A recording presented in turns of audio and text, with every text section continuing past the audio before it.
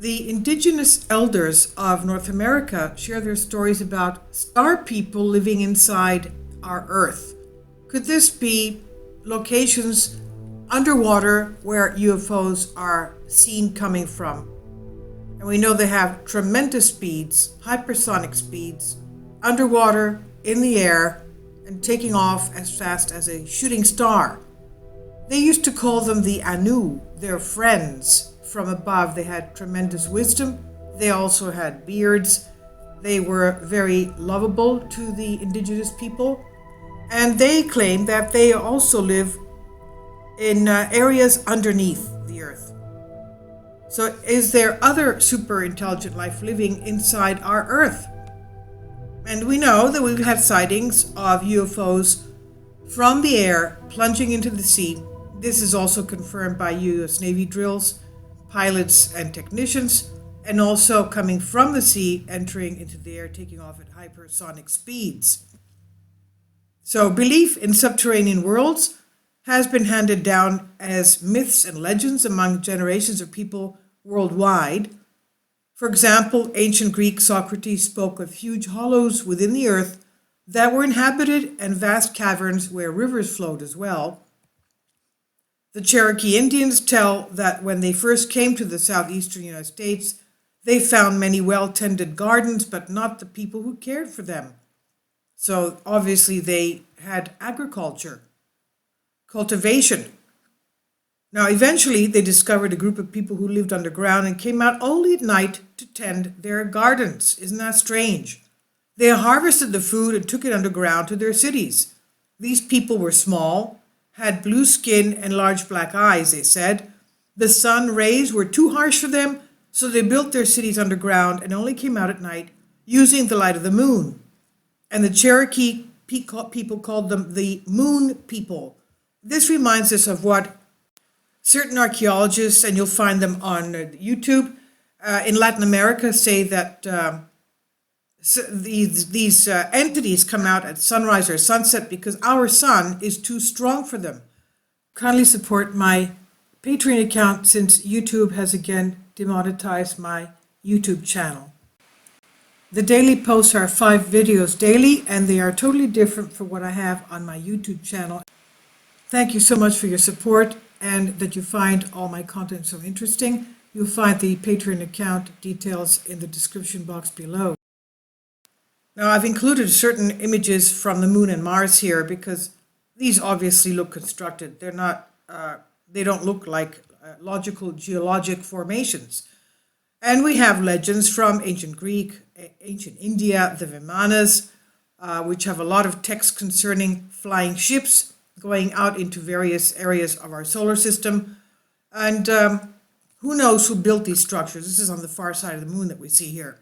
So the Latin American archaeologists that make trips to these beautiful constructed areas that nobody can explain how these rocks were constructed and cut and formed, obviously by advanced technology. He believes that these entities that are underground in Latin America that come out at sunrise and sunset because the sun is too hot for them are pre-flood civilizations still among us in the earth. We know that from the very few reports and texts in Genesis of the Holy Bible, of the Old Testament. We know about the Great Flood and how people lived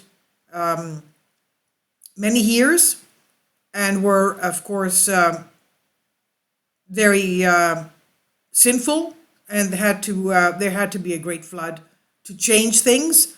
And what happened was also that Noah and his 3 sons, Noah's family, noticed that after the flood they had rainbows, which rainbows did not exist before the flood.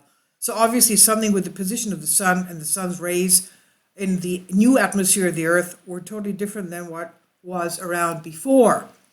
So the Native Americans have the legends about the Anu that came from the skies to teach them their laws, and they also talk about the people underground, the blue people, the moon people, as they call them. So the quote from above comes from Dr.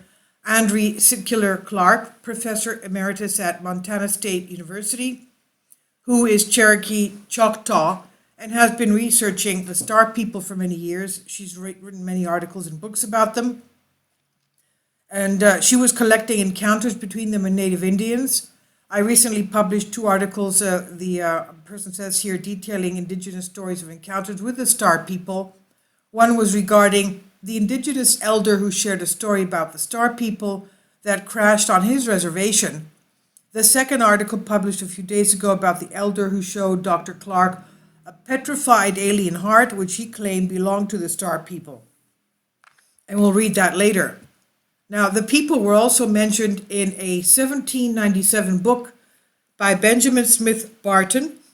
He explains that they called them moon-eyed because they saw poorly during the day.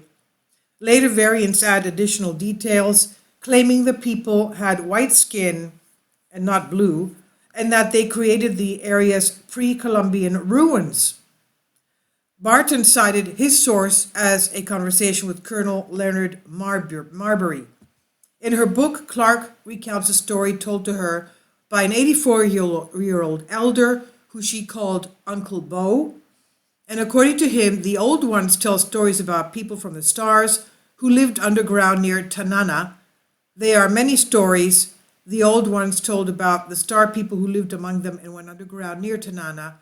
The Inupiat believed they came to Earth on a spaceship.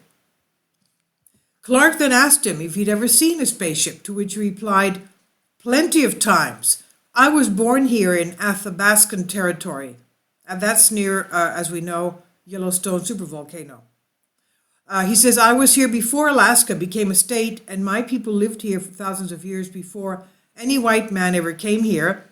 There were spacecrafts visiting Alaska when it was called Alaksak, and they will be visiting long after there is no more Alaska. I think they have always been here, just as the old one said. The government knows about it, but there is little they can do. They were here long before there was a government. I think at this point, the military just tries to contain them and keep it quiet. They don't want us to know about it." Okay, so this person believes, this indigenous native believes that these people have been here way before, and they're underground. And they have high technology, and they build all these very pyramidal complex ruins that we see all over the world. There's also a military base near where Bo lives, and when Clark asked if he had ever talked with anyone at the base about UFOs, this is what he said. "One of my niece's boys used to work at the base about 10 years ago. They employed about 100 civilians at the base. He said that one morning he went to work and that the base was closed. They told the workers to go home. When he reported for work the following day, one of his friends who was stationed there told him that a UFO had landed the previous night. He said there was a place up there where the UFOs go underground. He said his nephew, it was guarded night and day. No one was allowed near the site, but he said his friend, who has a high security clearance, told him about it." He went on to explain how he thinks it's a place where, quote, "the aliens and the military collaborate and where the aliens can go underground freely without us regular people seeing them. I don't know what they're doing there, but I think that is how they use the place. My nephew's friend said the aliens look like us, so maybe they are our ancestors," end quote. Now, having been working in this field for a long time, Clark says, I've come across some very interesting connections. Tanana, Alaska is right next to Mount Hayes, Alaska. For those of you who don't know, the U.S. government is in conjunction with the CIA and Stanford Research Institute initiated a program called Stargate. And one of its functions was to study remote viewing, which is the ability to perceive and describe a distant location regardless of distance. It's an ability that allows the viewer to be able to describe a remote geographical location up to several 100,000 miles away, even more from their physical location, a location that they have never been to. And they've done the Stargate remote control viewing for Mars and Jupiter and Venus and the moon as well. Now, long story short, it was extremely successful, reputable, and accurate for intelligence collection. After its declassification in 1995, or at least partial declassification, the Department of Defense and those involved revealed an exceptionally high success rate. To summarize, over the years, the back and forth criticism of protocols, refinement of methods, and successful replication of this type of remote viewing in independent laboratories has yielded considerable scientific evidence for the reality of the remote viewing phenomenon. And to the strength of these results was the discovery that a growing number of individuals can be found to demonstrate high quality remote viewing, often to their own surprise. The development of this capability at SRI has evolved to the point where visiting CIA personnel with no previous exposure to such concepts have performed well under controlled laboratory conditions as well. Now, multiple remote viewers from that program, after it was declassified, all of a sudden started talking a lot about extraterrestrial phenomenon. One of the things discussed was the locations of multiple ET bases here on Earth. One of the program's top viewers had successfully remote viewed 4 extraterrestrial bases here on our Earth. One was located underneath Mount Ziel, another was under Mount Perdido in Spain, another was under Mount Inyangani in Zimbabwe. We know that we had children in a school in Zimbabwe having ET encounters in Zimbabwe a couple of years back. So another is an underground base, a ET base in Zimbabwe. Another was underneath Mount Hayes, Alaska. Now, Lynn Buchanan, one of the Stargate Army remote viewers, claims that he was tasked to find out information on extraterrestrial groups that were or are visiting our planet. He also mentions these bases. These names are ever present within the CIA's electronic reading room, so you can look them up and verify their credibility.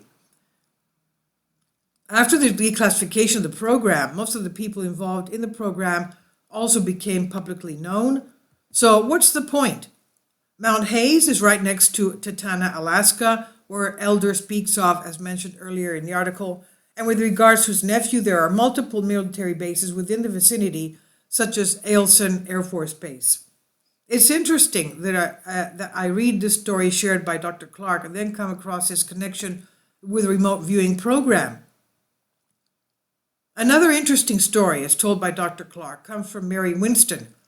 At age 87, she was regarded as one of the only traditional artists still living. There are so many stories from Indigenous elders about the Star People, it's truly amazing and overwhelming. According to Winston, she said, "We have a story about our ancestors. They were brought to this land in great metal flying machines by the Star People. The ancestors lived in a cold planet, much like the Arctic region. So they brought us here to colonize this planet. At the time ice covered the Earth, it was not like the Earth of today. We know of the Star People from our grandparents. The stories were passed down for thousands of years. We were brought here by the Star People who live at the top of our world. They live under the North Pole. This is the top of the world. My grandfather talked with them when he was alive. He said they looked like us, but they had bigger eyes because on the home planet, everyone lived underground. He said they were first brought here. When we were first brought here, we had big eyes as well, but the sun and snow made our eyes small slits."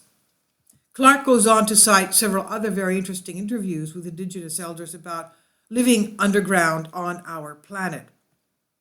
Quote, "My people tell of Star People who came to us many generations ago.